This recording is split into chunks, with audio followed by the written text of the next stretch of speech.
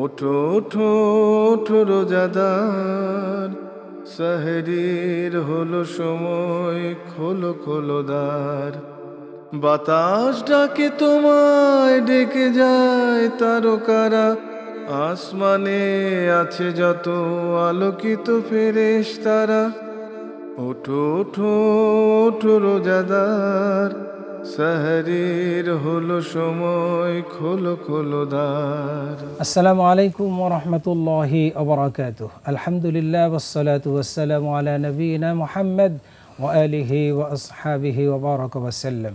প্রিয় দর্শক, দূরে এবং কাছ থেকে যারা দেখছেন এনটিভির পর্দায় এইচএবি স্টিল বিদিত বরকতময় sehri, powered by Shahjalal Islami bank PLC, co sponsor Al Rafa Islami bank PLC এবং মুসলিম পাঞ্জাবি।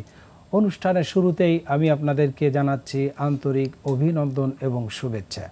প্রিয় দর্শক, অনুষ্ঠান শুরু করব। শুরুতেই রয়েছে মহাগ্রন্থ কোরআনুল কারীম থেকে তেলাওয়াত এবং তাফসীর। সেহরির হলো সময়, খোলো খোলো দ্বার। আউযু বিল্লাহি মিনাশ শাইতানির রাজীম। বিসমিল্লাহির রহমানির রহিম। ومن أظلم ممن افترى على الله كذبا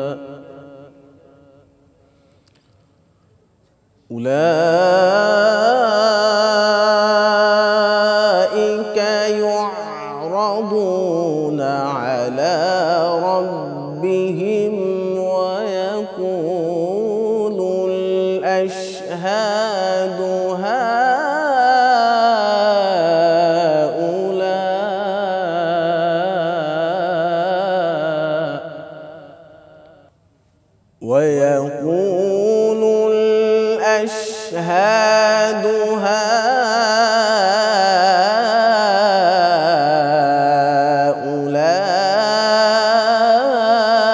هؤلاء الذين كذبوا على ربهم ألا لعنة الله على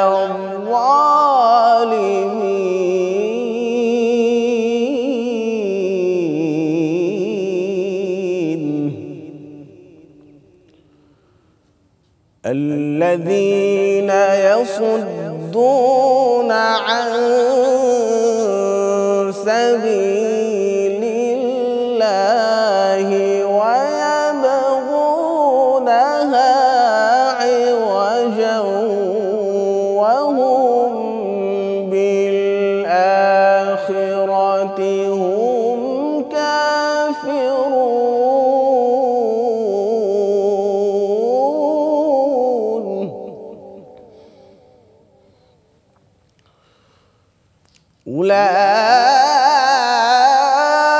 أولئك لم يكونوا معجزين في الأرض وما كان لهم من دون الله من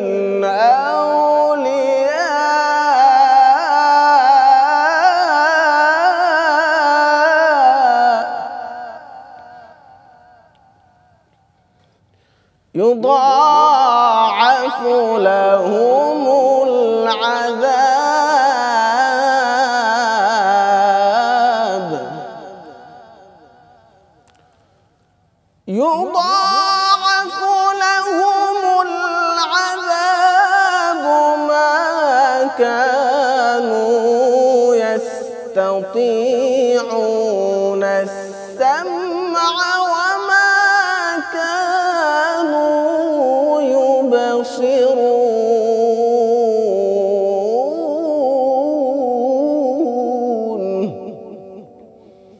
أولئك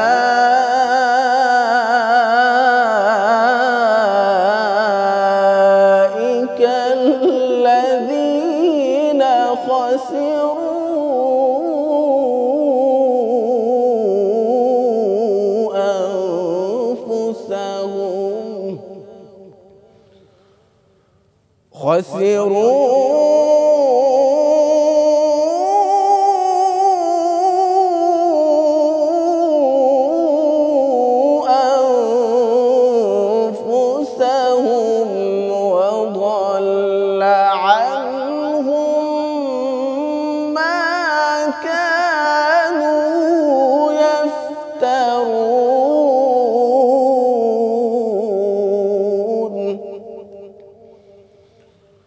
لا جرم أنهم في الآخرة هم الأخسرون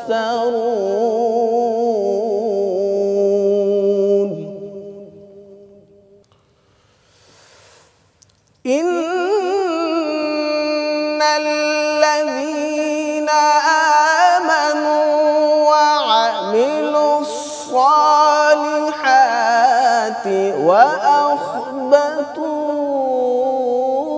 وأخبتوا إلى ربهم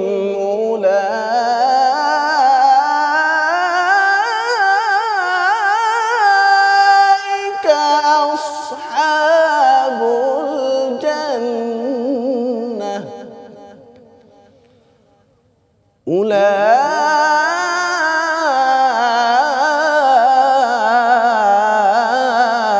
أولئك أصحاب الجنة هم فيها خالدون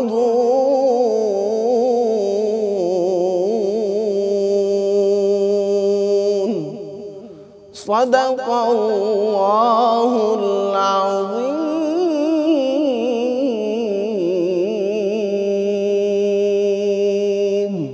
সাহেরির হলো সময়, খোলো খোলো দ্বার। আসসালামু আলাইকুম রহমতুল্লাহি অবরকাতুহ। সুপ্রিয় দর্শক শ্রোতা, আজকের এই পবিত্র মাহে রমাদানের বরকতময় সাহারি অনুষ্ঠানে সবাইকে জানাচ্ছি আন্তরিক মোবারকবাদ এবং শুকরিয়া। আমি আপনাদের সামনে মহাগ্রন্থ কালামে হাকিম থেকে সূরা হুদের 112, 13 এবং 14 এই তিনটি আয়াতের উপরে সংক্ষিপ্ত কথা বলব ইনশাআল্লাহ। প্রিয় দর্শক শ্রোতা, মহাগ্রন্থ কালামে হাকিমে আল্লাহ রাব্বুল আলামিন সূরা হুদের এই আয়াতটি, যেটি একটু আগে তেলাওয়াত হয়েছে, আয়াতটিতে আল্লাহ রাব্বুল আলামিন বলছেন, ফাস্তাকিম কামা উমিরতা ওয়া মান তাবা ওয়া মান মাআকা ওয়া লা তাতগাও ইন্নাহু বিমা তা'মালুনা বাসীর। এই আয়াতটি নাজিল হওয়ার ছোট্ট একটি প্রেক্ষাপট রয়েছে। বিশ্বনবী মুহাম্মদুর রাসূলুল্লাহ সাল্লাল্লাহু আলাইহি ওয়াসাল্লামের কাছে একদিন আবু বকর সিদ্দিক রাদিয়াল্লাহু তাআলা আনহু আসলেন। এসে আল্লাহ রাসূল সাল্লাল্লাহু আলাইহি সাল্লামকে তিনি গভীরভাবে পর্যবেক্ষণ করলেন। তিনি দেখলেন যে তার চেহারার মধ্যে বার্ধক্যের কিছু ছাপ দেখা যাচ্ছে, অর্থাৎ রাসূল সাল্লাল্লাহু আলাইহি সাল্লামের দাড়ি মোবারক, দুই একটি দাড়ি মোবারকের গাছা পেকেছে, সাদা হয়েছে। আবু বকর সিদ্দিক রাদিয়াল্লাহু তাআলা আনহু আল্লাহ রাসূলকে জিজ্ঞেস করলেন, ইয়া রাসূলুল্লাহ, আপনি তো বার্ধক্যে পৌঁছে যাচ্ছেন, আপনি তো বুড়ো হয়ে যাচ্ছেন। আল্লাহ রাসূল সাল্লাল্লাহু আলাইহি সাল্লাম আবু বকরকে বললেন, আবু বকর, আমার এই বার্ধক্যের পিছনে সূরা হুদ দায়ী, এবং এর সাথে অন্যান্য যে সূরাগুলো রয়েছে, যেমন সূরা নাবা, সূরা ফুসসিলাত সহ এর সমগোত্রীয় কিছু সূরা আমাকে বৃদ্ধ বানিয়ে দিয়েছে। প্রিয় উপস্থিতি, প্রিয় দর্শক শ্রোতা, চলুন আমরা মহাগ্রন্থ কালামে হাকিম আল্লাহ রাব্বুল আলামিন সূরা হুদের 12 নম্বর আয়াতে আমাদের জন্য কি নির্দেশনা রেখেছেন। আল্লাহ তাআলা বলছেন, ফাস্তাকিম, হে রাসূল আপনি ইস্তেকামাত থাকুন, কামা উমিরতা, যেমনিভাবে আপনাকে নির্দেশনা দেওয়া হয়েছে। এই আয়াতের সংক্ষিপ্ত বক্তব্য হচ্ছে, আল্লাহ রাসূল সাল্লাল্লাহু আলাইহি ওয়াসাল্লাম তিনি যখন মক্কায় একটি বৈরী পরিবেশে তাওহীদ, রিসালাত এবং আখিরাতের দাওয়াত দিচ্ছিলেন মানুষকে, তখন সমকালীন সমাজ ব্যবস্থা তাকে ভালোভাবে নেয়নি। বিশেষ করে পৌত্তলিকতা যারা বিশ্বাস করত, বাপদাদাদের থেকে প্রাপ্ত ধর্মের উপরে যারা বিশ্বাসী ছিল, যারা শিরকে বিশ্বাসী ছিল, যারা মূর্তি পূজায় বিশ্বাসী ছিল, এবং যারা আল্লাহকে ভুলে গিয়ে আল্লাহ তাআলার সাথে অনেক খোদাকে যারা সম্পৃক্ত করেছিল, এই জাতি রাসূল কারীম সাল্লাল্লাহু আলাইহি ওয়াসাল্লামের দাওয়াতের প্রতিবন্ধকতা সৃষ্টি করেছিল নানাভাবে। তার মধ্যে সরাসরি বিরোধিতা, সামনাসামনি বিরোধিতা, রাসূল সাল্লাল্লাহু আলাইহি ওয়াসাল্লামকে বিভিন্নভাবে অসম্মান করা এবং তাকে নানাভাবে বিরক্ত করা, এবং রাসূল সাল্লাল্লাহু আলাইহি ওয়াসাল্লামের সাহাবায়ে কেরাম রিদওয়ানুল্লাহি তাআলা আলাইহিম আজমাইন তাদেরকে নানা ধরনের মানসিক এবং শারীরিক নির্যাতন তারা করেছে। রাসূল কারীম সাল্লাল্লাহু আলাইহি ওয়াসাল্লামের সামনে দুটো চ্যালেঞ্জ ছিল। একটি হচ্ছে আল্লাহ প্রদত্ত দেওয়া দায়িত্ব, রিসালাতের দায়িত্ব, তাওহীদের যে দায়িত্ব আল্লাহ রসুলকে দেওয়া হয়েছে আল্লাহ রাব্বুল আলামিনের পক্ষ থেকে, সেই দায়িত্ব পালন। আর দ্বিতীয়টি হচ্ছে এই দায়িত্ব পালনের সামনে যারা প্রতিবন্ধকতা সৃষ্টি করেছিল, এই প্রতিবন্ধকতা সৃষ্টিকারী গোষ্ঠী। ঠিক এই মুহূর্তে রাসূল কারীম সাল্লাল্লাহু আলাইহি ওয়াসাল্লাম তার প্রয়োজন ছিল মানসিক দৃঢ়তা, এবং এই দৃঢ়তা তৈরি করার লক্ষ্যে আল্লাহ রাব্বুল আলামিন আল্লাহ রসুল সাল্লাল্লাহু আলাইহি ওয়াসাল্লামকে উদ্দেশ্য করে বলেছেন, ফাস্তাকিম কামা উমিরতা, হে রাসূল আপনি দোদুল্যমান হবেন না, আপনার মধ্যে কোনো ধরনের কোনো হীনমন্যতা তৈরি হবে না, আপনি ইস্তেকামাত থাকুন।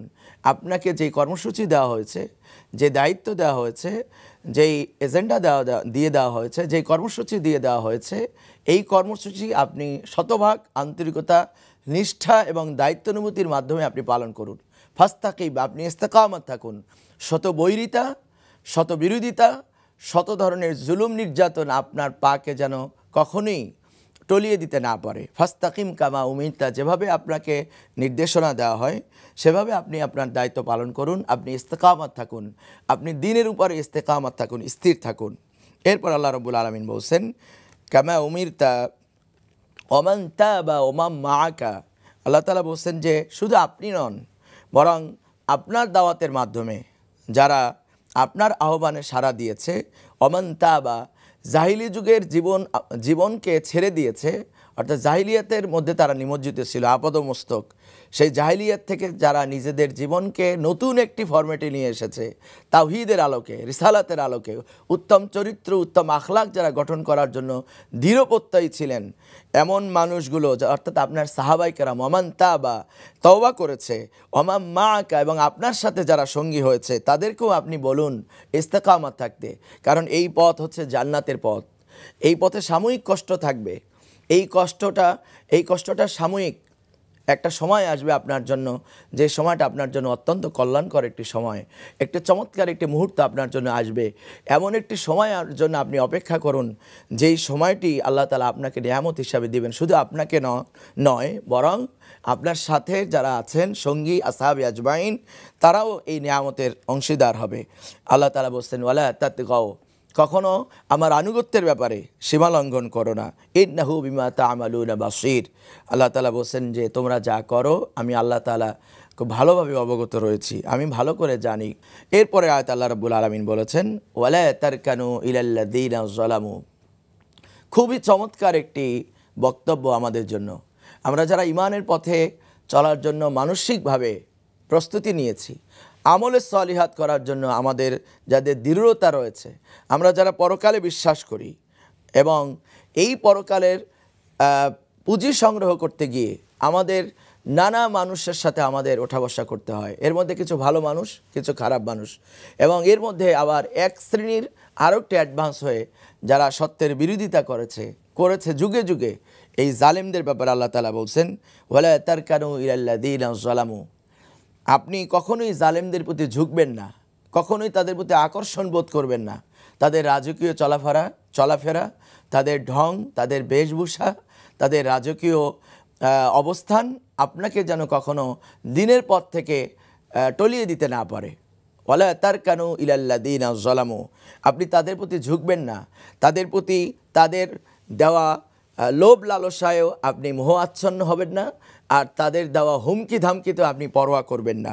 ওয়ালা তারকানু ইলাল্লাযীনা যালামু, আপনি খবরদার আপনি জালেমদের প্রতি ঝুঁকবেন না। এরপর আল্লাহ তাআলা বলছেন, ফাতামাসসাকুমুন নার, যদি আপনি এই কাজ অর্থাৎ জালেমদের প্রতি ঝুঁকে যান, ফাতামাসসাকুমুন নার, তাহলে আপনি জেনে রাখুন এর পরিণাম হচ্ছে জাহান্নামের আগুন, অর্থাৎ জাহান্নামের আগুন আপনাকে স্পর্শ করবে। ওমা লাকুম মিন দুনিল্লাহি মিন ওয়ালিয়্যিন ওয়ালা নাসীর, আর এখানে আপনি কোনো ধরনের কোনো অভিভাবক এবং সাহায্যকারী পাবেন না। এরপরে আল্লাহ রাব্বুল আলামিন বলেছেন, ওয়াকিমিস সালাহ, নামাজ কায়েম করো।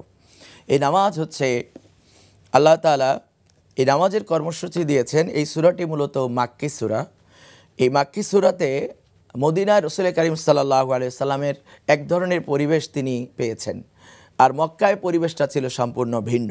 রাসূল সাল্লাল্লাহু আলাইহি সাল্লাম মক্কায় তিনি লোক তৈরি করেছেন, সাহাবীদেরকে তিনি তৈরি করেছেন, তাদের চরিত্র, আখলাক, মুআমেলাত, নৈতিক চরিত্র, বিশেষ করে চারিত্রিক যে সৌন্দর্যতা, এই চরিত্রটা রাসূল করিম সাল্লাল্লাহু আলাইহি ওয়াসাল্লাম কোরআনের মাধ্যমে এবং তার সুন্নাহর মাধ্যমে এমন একদল মানুষকে তৈরি করেছিলেন যারা ছিলেন সত্যিকারের সোনার মানুষ, এবং নৈতিকতার দিক থেকে তারা ছিল সর্বোচ্চ আসনে অধিষ্ঠিত।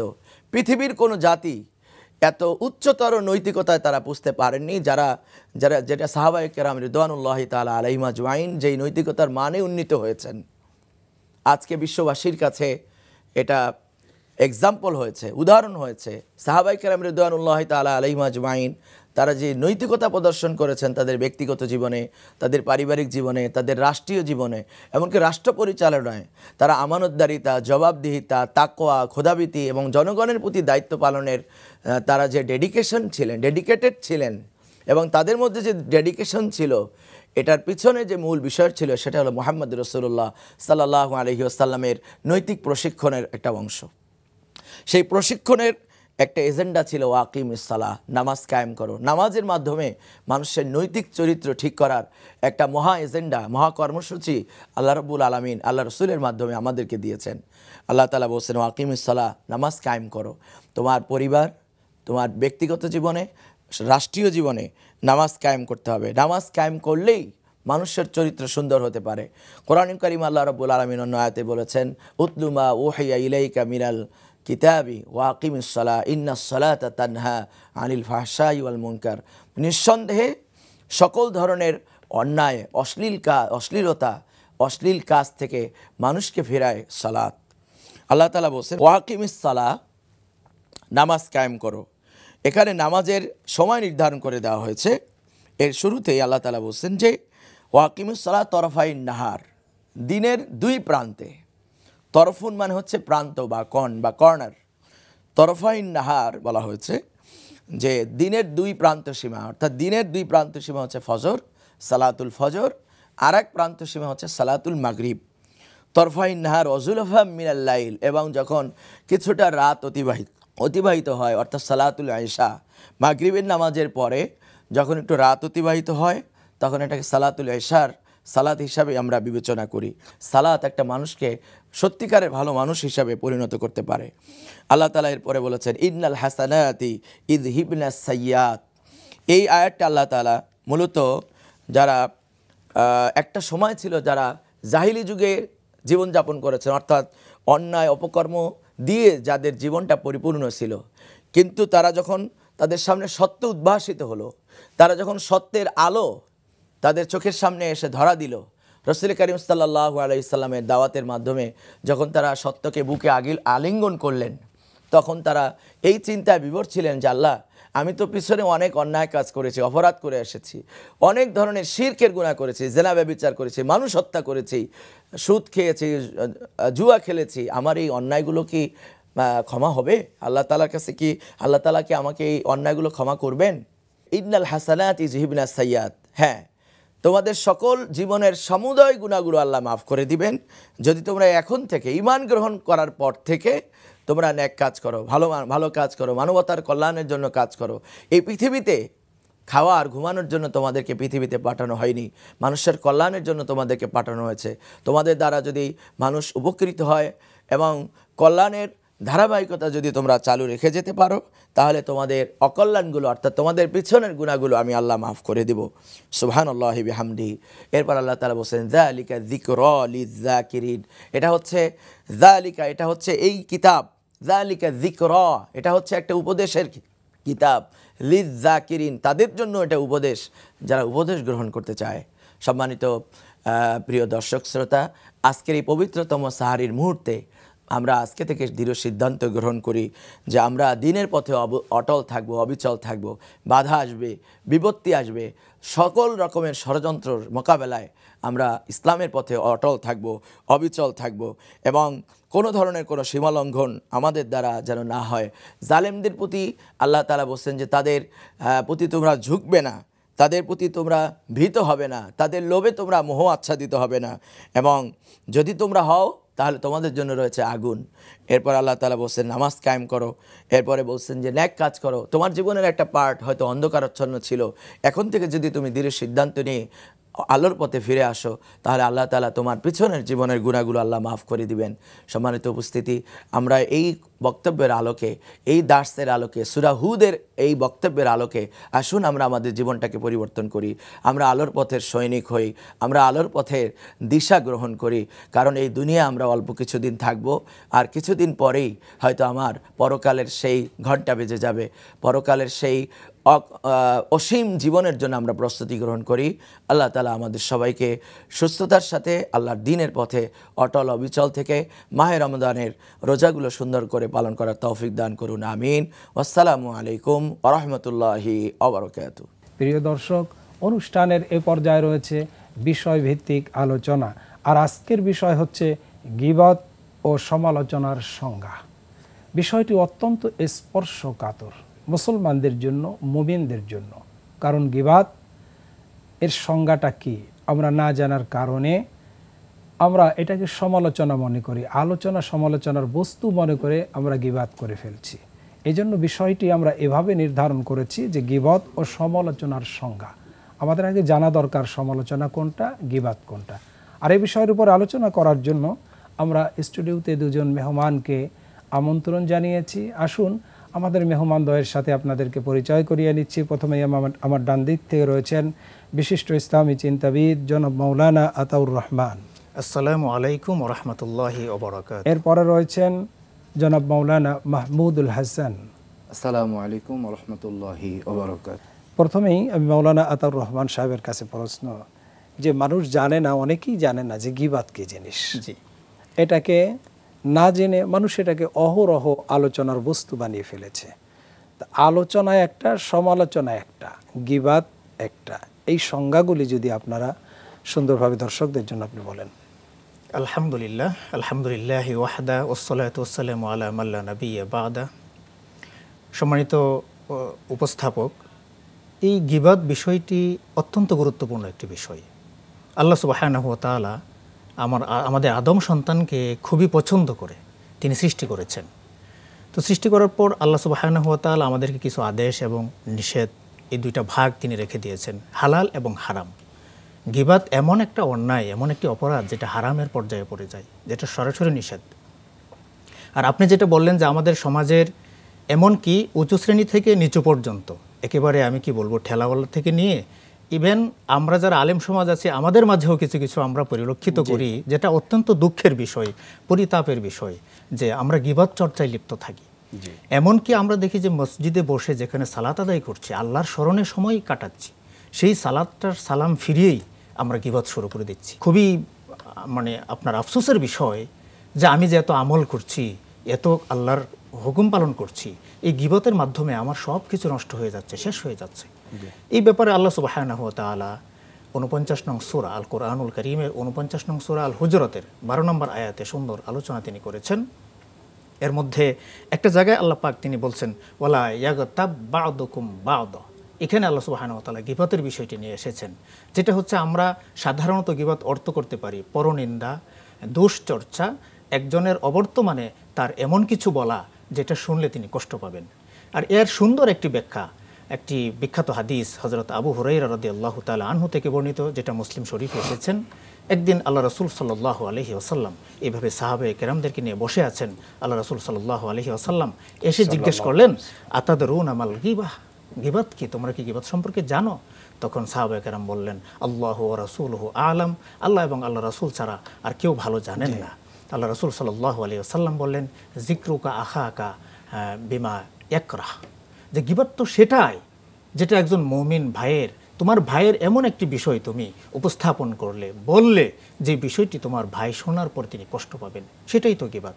সাহাবায়ে কেরাম রাদিয়াল্লাহু তাআলা আনহুম আজমাইনগণ সেখানে বিষয়টিকে আরও স্পষ্ট করার জন্য আল্লাহ রাসূলকে আবার প্রশ্ন করলেন, হে আল্লাহ রাসূল, যে বিষয়টি আমি বলবো, যেই দোষটা আমি বলবো বা আমি উপস্থাপন করব, সেই দোষে যদি তিনি দোষী হয়ে থাকেন, আল্লাহ রাসূল বললেন, যদি দোষী হয়ে থাকেন সেটাই হবে গীবাত। আর যদি সেই দোষটা, সেই অন্যায়টা, সেই আচরণটা তার মধ্যে বিদ্যমান না থাকে, তাহলে তো তার উপর তুমি অপবাদ দিলে, বহতান হয়ে জি, গেল। অপবাদ দেওয়া হলো, ফাকাদ বাহাত্তা, জি, বাহাত্তা, তার উপরে অপবাদ রটনা করা হলো। এবং অপবাদের শাস্তি আরো ভয়াবহ।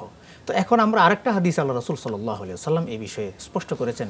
একদিন আল্লাহ রাসূল সাল্লাল্লাহু আলাইহি ওয়াসাল্লামের কাছে একদল সাহাবী আগমন করলেন, এসে বললেন, হে আল্লাহ রাসূল সাল্লাল্লাহু আলাইহি ওয়াসাল্লাম, অমুক ব্যক্তি, তাকে তো না খাইয়ে দিলে সে খায় না, মানে তাকে খাইয়ে দিলে খায়। আল্লাহ রাসূল বললেন, তোমরা তো গীবাত করছো। তখন তারা বলল, না আল্লাহ রাসূল, তিনি আসলেই না খাইয়ে দিলে খায় না। আল্লাহ রাসূল বললেন, না, এটাই গীবাত। সুবহানাল্লাহ।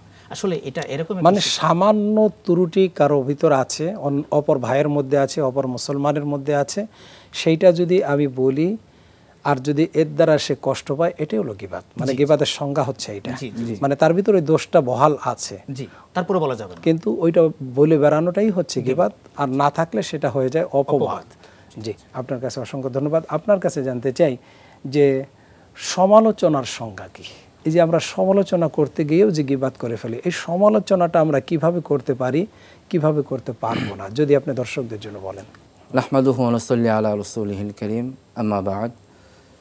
বিসমিল্লাহির রহমানির রহিম। ওয়াল্লাযীনা হুম আনিল লাগবি মু'রিদুন। সাদাকাল্লাহুল আযীম। অত্যন্ত চমৎকার একটি প্রশ্ন আপনি করেছেন, যে আলোচনা পাশাপাশি সমালোচনা। পবিত্র কুরআনুল কারীমে আল্লাহ তাআলা সূরাতুল মুমিনুনের 3 নং আয়াতে 18 নম্বর পারার প্রথম পৃষ্ঠা 2 নম্বর লাইনে যে কথাটা বলছেন, ওয়াল্লাযীনা হুম আনিল লাগবি মু'রিদুন, তোমরা তোমাদের জবানকে অনর্থক কথাবার্তা থেকে সংযত রাখো, হেফাজত করো।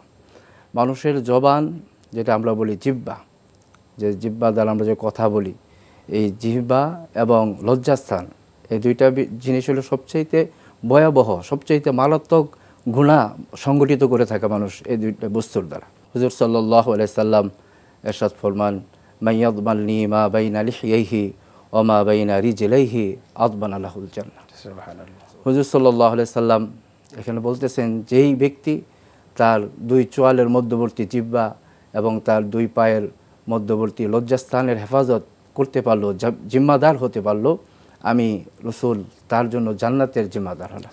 সুবহানাল্লাহি বিহামদিহি। কত গুরুত্বপূর্ণ এই বিষয়টা। এবং মুখটা সংযত রাখা, জান্নাতে যাওয়ার যেমন গ্যারান্টি, আবার জান্নাত থেকে বের করে দেওয়ার গ্যারান্টি। জি জি। এবং শুধু এতটুকুই নয়, হুজুর সাল্লাল্লাহু আলাইহি সাল্লাম আবু বকর রাদিয়াল্লাহু তাআলা আনহু হাদিসটি বর্ণনা করছেন, যে উনি একটি কবরের পাশ দিয়ে যাচ্ছিলেন এবং তিনি দেখতে পেলেন যে কবরে খুব ভয়াবহ আযাব হচ্ছে, এবং সাহাবা আজমাইন যারা সাথে ছিল তাদেরকে বলল যে তাদের কবরে যে আযাব হচ্ছে, ওয়ামা ইউআযিবু ফি কাবীর, তাদের এই আযাবটা বড় ধরনের কোনো গুনার জন্য হচ্ছে না, তাদের 2টা গুনার কারণে এই আযাবটা হচ্ছে কবরে। এর মধ্যে 1 নম্বর ওয়া আম্মা আহাদুহুমা ইউআযযাবু ফিল বাওয়াল ওয়া আম্মাল আখিরু ইউআযযিবু ফিল গীবা।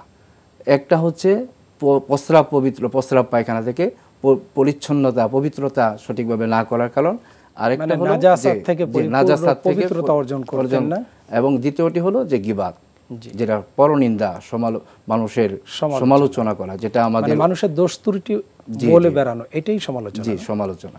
এবং এটা আমাদের কোনো আলোচনা হতে পারে না। জি, যেটা মানুষের দোষ ত্রুটি, ওইটাই সমালোচনা। আর যেটা আলোচনা, সেটা তো পক্ষ এবং ভালো যে বিষয়গুলি, যেটা, তো এইগুলি থেকে আমাদেরকে বিরত থাকতে হবে। আলোচনাটা তো আসলে নসিহার মতন, যেমন কোরআন সুন্নাহর বাণী মানুষের কাছে পৌঁছে দেওয়া, ভালো কথা মানুষের কাছে, তা'মুরুনা বিল মারুফ ওয়া তানহাউনা আনিল মুনকার। আল্লাহ নিজেই বলেছেন যে ভালো কাজের কথা বলো, ভালো কথাগুলি মানুষের কাছে বলো, আর মানুষকে খারাপ কাজ থেকে ফিরিয়ে দাও। আলোচনা বলতে মানুষের কাছে ভালোটাকে পৌঁছে দেওয়া, খারাপ থেকে বিরত রাখা।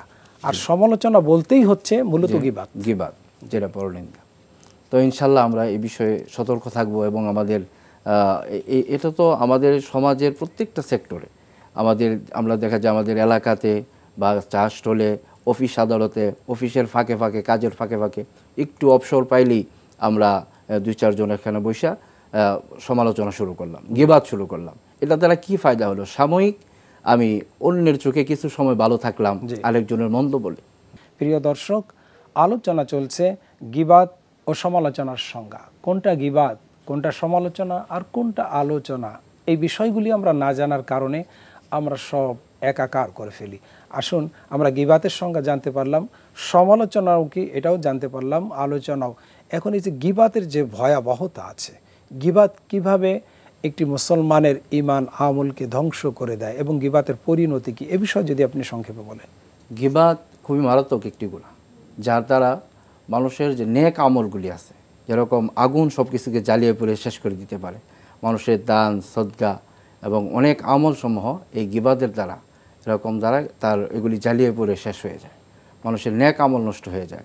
এবং এই ব্যক্তিত্ব, মানুষের যে সমাজের যে তার যে ওজন থাকে, তার যে ইজ্জত থাকে, পার্সোনালিটি, এটা ধীরে ধীরে এই গুনার দ্বারা এটা দুনিয়াতে তার কমতে থাকে, সেই একসময় লাঞ্ছনার দিকে চলে যায়। এবং আবু সাঈদ খুদরি রাদিয়াল্লাহু তাআলা উনি বলছেন যে গিবাত এরকম একটি গুনাহ যে নিকৃষ্টতম সুদ, যে পৃথিবীর সবচাইতে নিকৃষ্টতম সুদের মধ্যে মারাত্মক এক নম্বর সুদ হলো যে অন্যের গিবাতকে সুদের সাথে তুলনা করা হয়েছে, এবং কি নিকৃষ্ট সুদ। এবং আল্লাহ রাসূল সাল্লাল্লাহু আলাইহি ওয়াসাল্লাম বলছে এর পরিপ্রেক্ষিতে যে এটা থেকে বাঁচতে তুমি শ্রেষ্ঠ হতে পারবা। আবু মুসা আশআরী রাদিয়াল্লাহু তাআলা, কারণ এক হাদিসে আছে আল্লাহর কাছে আসমান জমিন ধ্বংস হয়ে যাওয়া যতটা সহজ, তার চাইতেও কঠিন হচ্ছে একজন মুসলমানের ইজ্জতকে নষ্ট করা। জি, এবং এটা খুব মারাত্মক একটি বিষয়। আল্লাহ রাসূল সাল্লাল্লাহু আলাইহি ওয়াসাল্লাম এরকম বলছে, যা এরকম কাজ করে, এরকম পরনিন্দা করে, গীবতের সাথে সম্পৃক্ততা, অন্যের দুষ্টুটি গোপন রাখে না, হুজুর সাল্লাল্লাহু আলাইহি ওয়াসাল্লাম বলছে যে তাদেরকে আল্লাহ তাআলা ঘরে বসায়ও এরকম বেইজ্জতি করতে পারে, হ্যাঁ, এরকম তার আত্মসম্মান নষ্ট করতে পারে। এবং হাদিসে এতটুকু আসছে যে আজকে যদি কারো দুষ্টুটি গোপন না রাখে, প্রকাশ করে দেয়, আল্লাহ তাআলা কিয়ামতের ময়দানে তার এরকম দুষ্টুটি গুনাহ, মারাত্মক গুনাহ মানুষের সম্মুখে প্রকাশ করে দিবে। আর যদি দোষ গোপন করে, আল্লাহ তার দোষকে সাতালাহুল্লাহু ফিদ দুনিয়া ওয়াল আখিরা, আল্লাহ রাসূল বলেছে দুনিয়া এবং আখিরাতে যদি সে গোপন রাখে, তাহলে আল্লাহ তাআলা ইয়াউমাল কিয়ামা, আল্লাহ তাআলা দুনিয়া এবং আখিরাতে কি করবেন? তার দোষটি গোপন রাখবেন। জি, আপনাকে অসংখ্য ধন্যবাদ। আপনার কাছে আসছি যে এই যে গিবাতের ভয়াবহতা, একটা হচ্ছে নেক আমল ধ্বংস করে দেয়, তার কাছ থেকে জানলাম যে গিবাতের মাধ্যমে ব্যক্তিত্ব নষ্ট হয়ে যায়। দেখা যাবে স্ত্রী যদি স্বামীর খুব গিবাত করে বেড়ায়, ওই স্বামীর কাছে স্ত্রী হালকা হয়ে যায়। আবার স্বামী যদি শুধু স্ত্রীর দোষ ত্রুটি সকলের কাছে বলে বেড়ায়, ওই স্বামীও কিন্তু স্ত্রীর কাছে এমন হালকা হয়ে যায়, তখন আর স্বামীর জায়গায় পজিশনে থাকে না। ঠিক অনুরূপভাবে সমাজের একজন ব্যক্তি মর্যাদাবান, বিশেষ করে মুসলমান তো মর্যাদাবান, এই মুসলমান যখন এই চরিত্র, বদ চরিত্র, এই ধরুন বাজে চরিত্র চলে আসে, তখন তার আর ব্যক্তিত্ব থাকে না। জি, আপনি যদি এটাকে আরো সুন্দর করে বলেন। আসলে গীবতটা আমাদের এমন হয়ে গিয়েছে যে আমার এক শায়েখ বলছিলেন যে ঘি আর ভাত, এই দুইটা একসাথে, গরম ভাত আর ঘি একসাথে মাখালে যেরকম স্বাদ বা সুস্বাদু খাবারে পরিণত হয়, ঠিক গীবতটা আমাদের সমাজে এরকম একটা সুস্বাদু হয়ে গিয়েছে যে দুইজন একসাথে বসলে যেন তৃতীয় আরেকজনের মন্দচারী শুরু করে দিল। আমরা একটা হাদিস থেকে শিক্ষা নিতে পারি। আল্লাহ রাসূল সাল্লাল্লাহু আলাইহি ওয়াসাল্লাম একদিন বসা আছেন, একজন সাহাবী এসে বলছেন, হে আল্লাহ রাসূল, আমাকে পবিত্র করুন। আল্লাহ রাসূল বলছেন, তুমি চলে যাও। এভাবে তিনবার তিনি আসার পরে অন্য সাহাবীদেরকে বলছেন, দেখো তো আমি তাকে নিষেধ করার পরও আসছে, ব্যাপারটা কি, সে কি কোনো নেশা পান করছে? তখন এক সাহাবী তার মুখের ভিতরে নাকটা ঢুকিয়ে দিয়ে তিনি ঘ্রাণ নিলেন, নিয়ে বললেন যে আল্লাহ রাসূল, না, তিনি কোনো নেশাগ্রস্ত না, নেশা পান করেন নাই। তো তৎক্ষণাৎ আরেকজন সাহাবী বলে দিলেন, হে আল্লাহ রাসূল, তিনি জিনা করেছেন। আল্লাহ রাসূল বললেন, তুমি কেন এটা বলতে গেলে? সেটা অবশ্য কিছুদিন পরে আল্লাহ রাসূল, যেহেতু এখন প্রকাশ হয়ে গিয়েছে, তার উপর যে শাস্তি, যেটা কোরআনের বিধান, সেটা আল্লাহ রাসূল কার্যকর করলেন। কিন্তু কিছুদিন পরে ওই সাহাবীর সাথে যখন আল্লাহ রাসূলের দেখা হলো, যিনি বলে দিয়েছিলেন কথাটা, তাকে বললেন যে তুমি এটা কেন বলতে গেলে, কেন তুমি এটা গোপন করলে না? কারণ হাদিসে আল্লাহ রাসূল সাল্লাল্লাহু আলাইহি ওয়াসাল্লাম বলছেন যে পৃথিবীতে কারো পাপ যদি কেউ ঢেকে রাখে, আল্লাহ সুবহানাহু ওয়া তাআলা রোজ কিয়ামতে তার পাপ ঢেকে রাখবেন। এই জন্য এখান থেকে আমরা শিক্ষা নিতে পারি। আর আমি একটা বলবো, আজকে আমাদের এই আলোচনার যেটা মূল বিষয়টা, আমি আমাদের সম্মানিত দর্শক মণ্ডলীকে বলবো যে আমরা এই যে আমল করছি, নামাজ পড়ছি, রোজা রাখছি, হজ যাকাত সব করছি, এগুলো করার পরে হাসরের মাঠে আমার আমলনামা যদি শূন্য দেখায়, তাহলে আমার কতটা খারাপ লাগবে, কতটা কষ্ট হবে। আমলনামা কেন শূন্য দেখাবে? হাদিসের ভাষা অনুযায়ী আমি যদি আপনার গীবত করি, আপনার নিন্দা চর্চা করি, তাহলে আমার সওয়াব আপনার দিকে চলে যাবে, আপনার নেকিগুলো, আমার সওয়াব চলে যাবে, আপনার গুনাহ আমার উপরে চলে আসবে। আল্লাহ। কিন্তু আমরা তো অহরহই কাজ করছি, চায়ের আড্ডাখানা, যে কোনো এক জায়গায় দুইজন এক জায়গায় হলে বলছি, রাস্তাঘাটে চলা বলার সময় বলছি, বিশেষ করে আমাদের মহিলাদের ভিতরে এটা সবচাইতে বেশি চর্চা। কারণ মহিলার 2-4 জন এক জায়গায় হলেই দেখা যাচ্ছে স্কুলে বাচ্চাদেরকে দিয়ে মায়েরা অপেক্ষা করতেছে, তো এখন ওই জায়গায় বসে একজন আরেকজনের বাড়ির খবর, পাড়ার খবর, অমুক ঘরের খবর বলে এই যে একভাবে গুনাহ কামাচ্ছে, এ ব্যাপারে মহিলাদেরকে কতটা সতর্ক হওয়া উচিত? জি, অনেক সতর্ক হওয়া দরকার। যেমন আল্লাহ রাসূল সাল্লাল্লাহু আলাইহি সাল্লাম যে মেরাজে গিয়েছিলেন, সেদিনও কিন্তু জাহান্নামে তিনি অধিক সংখ্যক মহিলা দেখেছিলেন। এর মধ্যে তাদের যে এই যে পরনিন্দা চর্চা, ঝগড়ার সৃষ্টি তৈরি করে, যেমন আপনি দেখেন দোষ চর্চা হলে যখন তৃতীয় ব্যক্তি শুনবে তখন এটার দ্বারা একটা ঝগড়ার সৃষ্টি হয় এবং একটা ফ্যাসাদ সৃষ্টি হয়, সমাজে বিশৃঙ্খলার একটা সৃষ্টি হয়। এই জন্য এটা করা যাবে না। আর আমি বিশেষ করে বলবো এই সিয়ামের মাস, কিয়ামের মাস, আল্লাহ রাসূল সাল্লাল্লাহু আলাইহি ওয়াসাল্লাম বলছেন তোমাদের রোজাকে, তোমাদের সিয়ামকে তোমরা ফেরে ফেলো না। আর সওমু জুন্নাহ, এটা ঢাল স্বরূপ। কেউ যদি ঢালকে ফেরে পেলে তাহলে তো সেটা তাকে জাহান্নামের অগ্নি থেকে রক্ষা করতে পারবে না। বিশেষ করে সিয়ামে যেখানে আল্লাহর রাসূল বলেন যে কোনো একটা ফায়সা কথা বলা যাবে না, জি না, রাগমূলক কথা বলা যাবে না। কেউ যদি ঝগড়া পায়, ল্যাংমেরে যদি ঝগড়া বাজাইতে চাই, তুমি বলে দাও যে আমি রোজাদার। তাহলে এখানে রোজা যখন আপনাকে এই ঝগড়া থেকে, ফাহেসা কথার থেকে বিরত রাখছে, সেখানে গীবাতের মতো ভয়াবহ কথাগুলি আমরা কেমনে রোজা রেখে বলতে পারি? তাই রোজার মাধ্যমে তো আমরা এই বদগুণটা সারার একটা ট্রেনিং পাচ্ছি। 1 মাসের একটা ট্রেনিং থেকেও তো আমি বাকি 11টি মাস এই বদ অভ্যাসটা ছেড়ে দিতে পারি। জি। তো এই যে আমাদের এই রমাদান মাস, তাকওয়ার মাস, এই তাকওয়ার মাসেই আমরা ইচ্ছা করলে আমাদের এই বদ অভ্যাসটা, যেটা আমার আমলকে, নেক আমল সমূহকে পুরে ছারখার করে দিবে, হাসরের মাঠে দেখা যাবে যে আমি অনেক নামাজ পড়েছি, রোজা রেখেছি, হজ করেছি, কিন্তু মানুষের গীবত চর্চা করার কারণে আমার নেক সমূহ তার দিকে চলে গেছে। আমার এমনকি আমি একটা হাদিসে পড়েছিলাম যে আল্লাহ রাসূল সাল্লাল্লাহু বলেন, হাসরের মাঠে যখন আমলনামা হাতে দেওয়া হবে, এরকম ব্যক্তি তিনি অস্বীকার করবেন যে এটা তো আমার আমলনামা না, এটা হয়তো ভুলে কারো আমলনামা চলে আসছে। কারণ তিনি জানেন আমি হজ করেছি, যাকাত দিয়েছি, 5 ওয়াক্ত সালাত জামাতের সাথে আদায় করেছি, কিন্তু দেখা যাবে আমলনামা তারই। কেন? যাচাই করে দেখা যাবে যে সে মানুষের গীবত চর্চা করেছে, মানুষের পরনিন্দা করেছে। এই করার কারণে তার নেক সমূহ চলে গিয়েছে এবং সে শেষ পর্যায়ে খালি হাতে ফিরতে হবে সেই দিক থেকে। এই জন্য আল্লাহ রাসূল সাল্লাল্লাহু আলাইহি ওয়াসাল্লামের শিক্ষা আমরা এই গীবত থেকে। আর সবচেয়ে বড় আরেকটা বিষয় হলো আল্লাহ সুবহানাহু ওয়া তাআলা কোরআনুল কারীমের 104 নম্বর সূরা হুমাযার 1ম নম্বর আয়াতে কিন্তু ওয়াইলুল লিকুল্লি হুমাযাতিল লুমাযা, যারা সামনে এবং পিছনে নিন্দা করে, এই পরনিন্দা মানে সমালোচনা করে বেড়ায়। মানে সমালোচনা যে ইসলামে হারাম, এই সূরা হুমাযা 1ম আয়াত দিয়ে বলছে, মানে সমালোচনা, মানে দোষ গুণ বলে বেড়ানো। সামনে বলা যাবে না। আলোচনা আর সমালোচনা দুটো এক জিনিস নয়। আলোচনা হচ্ছে ভালো কথা বলা, মানুষকে নসিহত করা, মানুষকে ভালোর দিকে আহ্বান করা, বরং খারাপ থেকে তাকে বিরত রাখা। আর সমালোচনা হচ্ছে এইভাবে সামনে পিছনে একজনের দোষগুলো দেয়, আর একজনকে অপমান করার জন্য তার দোষটা বলে বেড়ানো। জি। তাহলে এই গীবাত এবং পরনিন্দা, এটা আমরা জানতে পারলাম যে আসলে গীবাত কি জিনিস, সমালোচনা কি জিনিস, আমরা এটা জানতে পারলাম। আপনাদের দুজনকে অসংখ্য ধন্যবাদ জানাচ্ছি সুন্দর আলোচনা উপহার দেওয়ার জন্য। প্রিয় দর্শক, আমাদের সময় একেবারে শেষ প্রান্তে চলে এসেছে। গীবাত এবং সমালোচনা, এর সঙ্গে আমরা জেনে নিলাম গীবাত হচ্ছে অপরের দোষ থাকা সত্ত্বেও সেটা বলে বেড়ানো, তাকে অপমান করার জন্য, নিজেকে বড় করার জন্য, যে ওটা বললে মনে হয় আমি ভালো হয়ে যাব, আর তাকে খারাপ বানাই দিলাম সমাজের মধ্যে, নিজের কিছু স্বার্থ আমার হাসিল হলো। এইভাবে যদি আমি কারো দোষ বলে বেড়াই, এটা যেমন গীবাত। পরনিন্দাও ঠিক হচ্ছে এরকম দোষ ত্রুটি সামনে পিছনে বলে বেড়ানো। আর মিথ্যা দোষ দেওয়া, এটা তো আরও মারাত্মক, এটা বহতান, এটা অপবাদ। সুতরাং এই দোষটা আমাদের ভিতর থেকে একেবারে যাওয়া উচিত, যেটা সূরা হুজুরাতের আয়াতের মধ্যে আল্লাহ বলেছেন, তোমরা কি পছন্দ করো আইয়ুহিব্বু আহাদুকুম আইয়াকুলা লাহমা আখিহি মাইতান ফাকারিহিতুমু, তোমরা কি তোমাদের মৃত ভাইয়ের গোশত খাওয়া পছন্দ করো? তা আমরা এটা আল্লাহ পাক প্রশ্ন করলেন, তার মানে হচ্ছে আমরা কেউ আল্লাহ পাকের এই কথা অনুযায়ী যে নিজের ভাইয়ের মৃত গোশত খাওয়া, এটা আমরা কেউ পছন্দ করবো না। আল্লাহ বলেন, এটা যদি পছন্দ না করো তাহলে গীবাত কেমনে করো? এটা তো এমন ঘৃণ্য কাজ। সুতরাং এই গীবাত আমাদেরকে ছেড়ে দিতে হবে, পরনিন্দা ছেড়ে দিতে হবে। আমরা যেন মানুষকে সবসময় ভালো কথা বলি, একটা ভালো কথা, একটা সৎকার সওয়াব আমলনামায় চলে আসে। সুতরাং ভালো কথা বলি, মানুষকে সুন্দরভাবে বুঝ দিয়ে, মানুষের সাথে সুন্দর আচরণ করে আমরা একটা সুন্দর সমাজ গড়ি, এই আহ্বান রেখে আজকের মতো বিদায় নেব। আগামী পর্ব দেখার আমন্ত্রণ জানিয়ে আমরা বিদায় নিচ্ছি। একটি ইসলামী গান শুনতে শুনতে আমরা বিদায় নেব। হাজা মা ইনদি ওয়াল ইলমু ইনদাল্লাহি আলাইহি তাওয়াক্কালতু ওয়া ইলাইহি উনীব। আসসালামু আলাইকুম ওয়া রাহমাতুল্লাহি ওয়া বারাকাতুহু। সাহরির হলো সময়, খোলো খোলো দ্বার,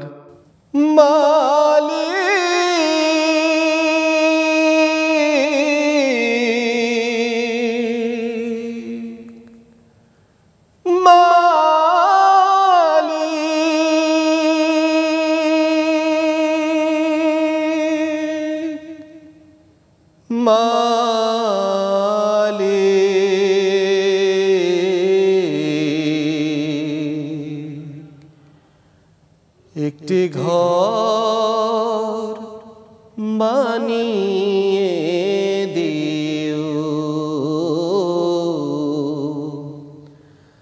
একটি ঘর বানিয়ে দিও। মালিক তুমি জান্নাতে তোমার কাছে আমায় একটি ঘর বানিয়ে দিও, একটি ঘর বানিয়ে দিও। সে বিভীষিকাময় মহাদিনে তোমার প্রতিবেশী করে নিও, একটি ঘর বানিয়ে দিও। যেদিন কেহ আসবে না কারো কোনো কাজে, যেদিন পাপী পাপের বোঝায় মরবে লাজে, যেদিন কেহ আসবে না কারো কোনো কাজে, যেদিন পাপী পাপের বোঝায় মরবে লাজে, ফুলসিরাত পার হতে গিয়ে পিছলে যাবে কত পথিক, আবার কেহ পুণ্য নিয়ে পার হয়ে যাবে ঠিক ঠিক। সে মহাদিনে মহাক্ষণে, সে মহাদিনে মহাক্ষণে পার করে তুমি দিও, একটি ঘর বানিয়ে দিও। মালিক তুমি জান্নাতে তোমার কাছে আমায় একটি ঘর বানিয়ে দিও, একটি ঘর বানিয়ে